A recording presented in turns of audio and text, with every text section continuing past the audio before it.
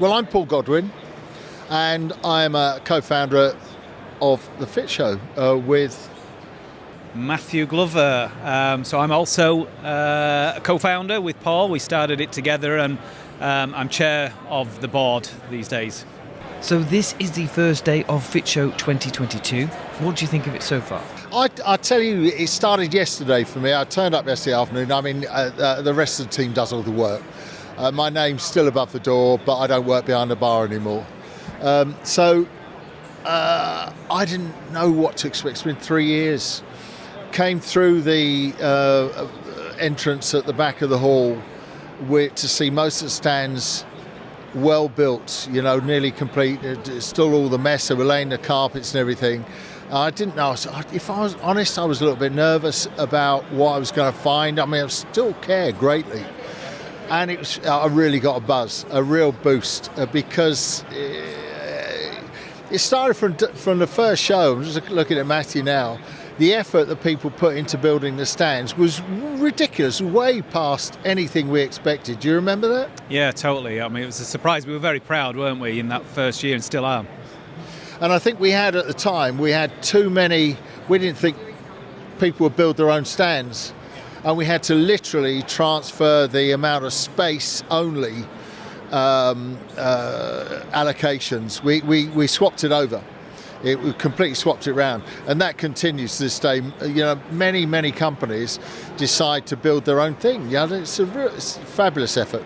Do you think it was a similar scenario? Because when we did the Fit Show in 2013, it had been probably about 3 or 4 years before there'd been a national sort of trade show, similar to what we're going through, 2010, so the same scenario. So I think back then in 2013, there was this, the industry hadn't got together, to get, and networked and displayed the new products. There was new innovations that hadn't been seen for 2 or 3 years. And we're in the same scenario now. Obviously, it's a weird scenario with COVID, but I think it's still got that same sort of vibe now. Is people are back together, and we've had a couple of years of not being able to hang out in the same way, and that's what these sort of events are all about, isn't it? And this industry likes to get together, likes to party. I mean, tomorrow we've got obviously the extended evening opening, and I'm just thinking, I don't want to walk back to the hotel, but I'm going to have to leave my car. It's the most important things you've got to think about, Matthew. We'll have to work that out. So it was a complete buzz. Love what they've done again. The show looks great. People at the stands are full. You never know. I mean, I may have alluded to this before, but you've got I've been involved with shows for a long time, but mostly just doing the PR stuff for it. But you still care, and as my work could have a contribution, obviously, to the number of people that go through the door, you never know. Then your first day, you go, that was all right, good numbers through the door, and then you worry that it'll be empty the next day. After 2 days, we'll be happy, but it's still looking great. I believe that the pre-reg was ahead of 2019, so I hope that the results in the end of the number of people that come across the threshold will be way up. I don't think we'll be ahead of 19, but I think it'll be good. So far, it looks great though. So when you started this show all those years back, did you ever imagine it getting to this scale? Well, the funny thing is, it sort of started from a blog scenario. I had something called the Renegade Conservatory Guy, which doesn't exist anymore, but it was at the time similar to what you're doing with Glazing Insider. It was popular with people in the industry. I think a lot of people were sort of laughing because I was quite often drunk when I was blogging about things.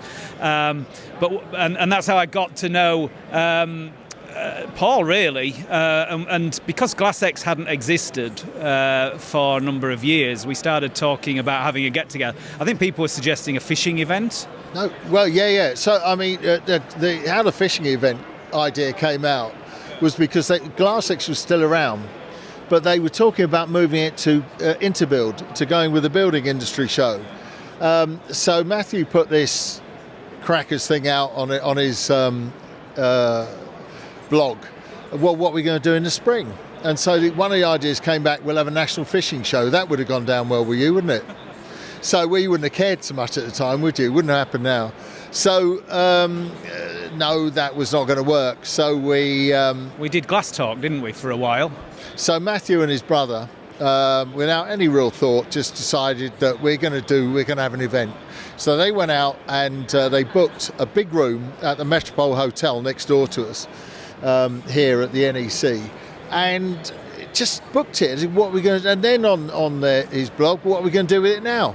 So they had another guy came in and put together some program which meant that if we did speed dating, you wouldn't have to sit with the same person twice, however many there were, and that was clever, wasn't it? Yeah.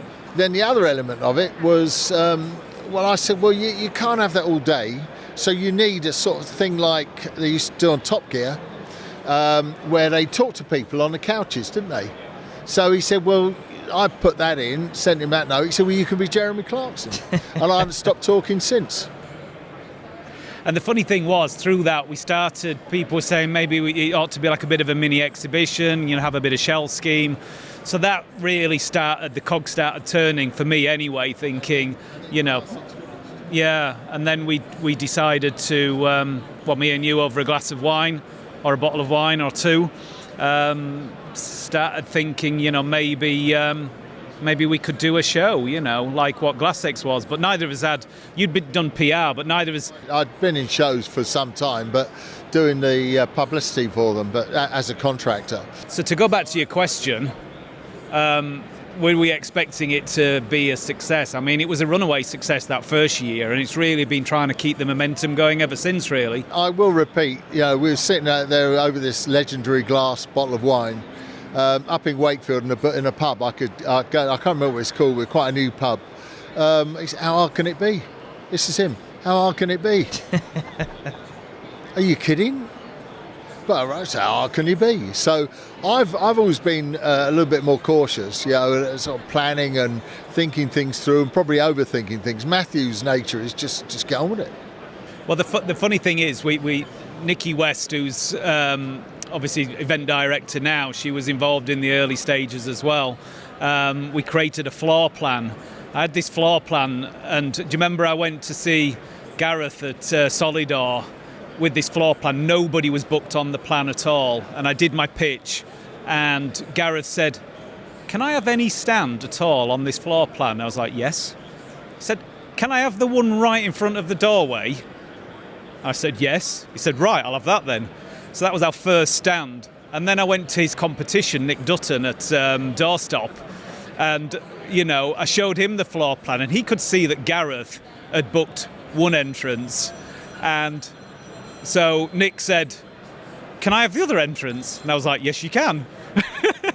So that was it. We had the two entrances, and then we just sort of sold space around that. But for about 6 months, I was literally living in my car. Because I ran a window factory at the time, I took one of the guys out of the factory. Name check, Conservatory Outlet. Cracking job. And yeah, one of the guys drove me around, so I had a chauffeur for 6 months, and I was sat in the back of my car on my phone, on my laptop. I had it tethered up to my phone so I could do emails and stuff. And we all worked really hard in that first year, just trying to sell the space and sell the vision. And the message was everyone's going, which the guys at Motion Lab came up with, that sort of catchphrase, which was perfect. I mean, obviously not everybody came, but we got this message that all the main players were going to be there, and you couldn't really miss out, that FOMO thing. And I think that really helped launch. Well, the launch was 12th of February 2012, and I remember it like it was yesterday. And we had 50 exhibitors there. 50, is that right? 50 exhibitors. I seem to I remember it like yesterday, and I had to question that. So 50 exhibitors there, and we involved the press as well. the best thing, if something's working, right, they're the best emissaries of it. So we had this thing, rather like the long banners that they used to put around the Roman amphitheatres, during the chariot races. That's what it was like. We had these sort of life-size or bigger pennants around the hall, didn't we? That we launched the event in at Telford. And it was extraordinary. Nobody had ever seen. I had done lots of shows before for EMAP, and nobody had ever done publicity like this before. Nobody had done anything at Glassix. Glassix they'd been chipping away at for years and years. Take a bit more, which is why it died. It wasn't a case of they sucked the money and the life and soul out of Glassix. There's no question about it. They ruined it. So this was something. This was like a breath of fresh air. And we had no holds barred. We just went for it. Now, again, this is where Matthew kicked in, because I'll be the kind of planner thinking, well, and he just, we're going to do this. We're going to throw money at it. And we did throw money at it. But that really worked. I mean, I remember Glassix, we heard that, the advertising budget was like 200 grand a year or something like that. So I said, why don't we just do 500 grand? And let's tell everybody we're going to spend 500 grand. And people, they could see that we were trying our very best to deliver the audience. So, they signed up on trust on the basis that we were going to spend that money, which of course we did. Matthew, everybody's trying to get into Matthew's knickers because he had a big window company. So you were pushing against an open door, weren't you? And then once he got through the door, they're going, all right, sounds like a good idea. And the people he didn't know, I knew. So, but I was very much in the background. Matthew led the sales operation, and he just carried on selling. We started with £500,000 worth of orders. It was fantastic. And in the end, we didn't spend 500,000 on promotion. We spent 550,000. So we spent a huge amount of money, and it was great fun, wasn't it? And the rest, as they say.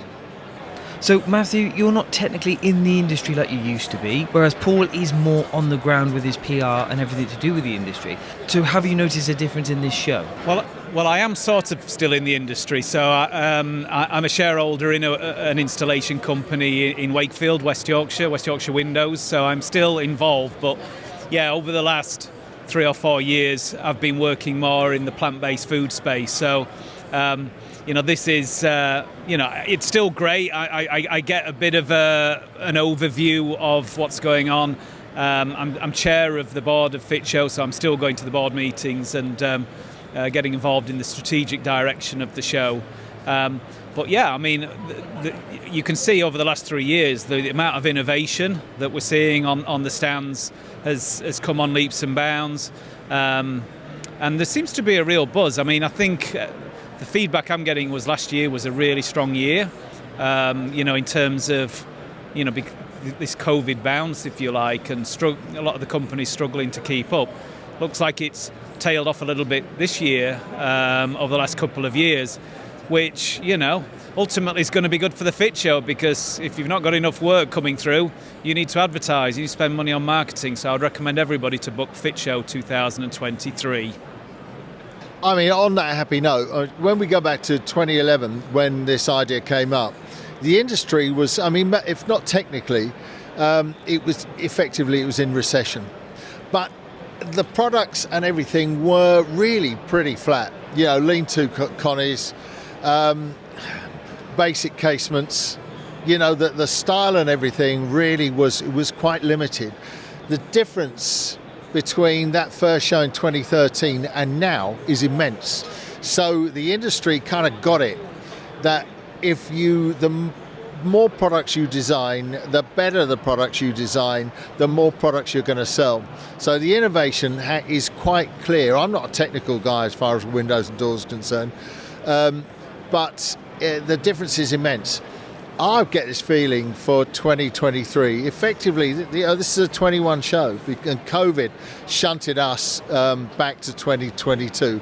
We're back into 23, and that groove again, once every 2 years, that hasn't changed. And 2023 is our 10th anniversary, and that is going to be absolutely immense. The difference between the products, so I think we're on the cycle now. back on the cycle for product development. There's a lot of great stuff here. Next year is going to be incredible. I agree. Paul, Matthew, thank you very much for your time today. Thank you, and good luck with the podcast. Well, thank you very much. It's been great. I think you're the best podcaster, Richard. In the whole glass and glazing industry. Well, there you go. That's a testimony right there. I'll have to use that. Thank you. Thank you for watching. Until next time.